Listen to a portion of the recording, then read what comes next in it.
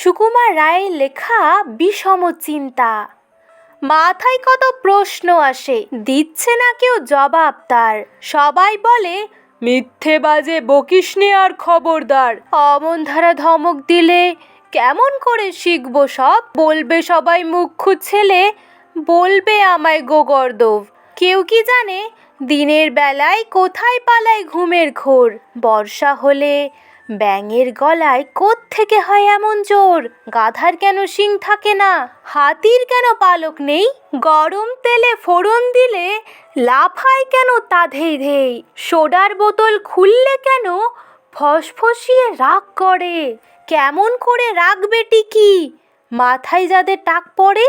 ভূত যদি না থাকবে তবে কোত্থেকে হয় ভূতের ভয়? মাথায় যাদের গোল বেঁধেছে তাদের কেন পাগল কয়? কতই ভাবি এসব কথা, জবাব দেবার মানুষ কই? বয়স হলে কেতাব খুলে জানতে পাবো সমস্তই।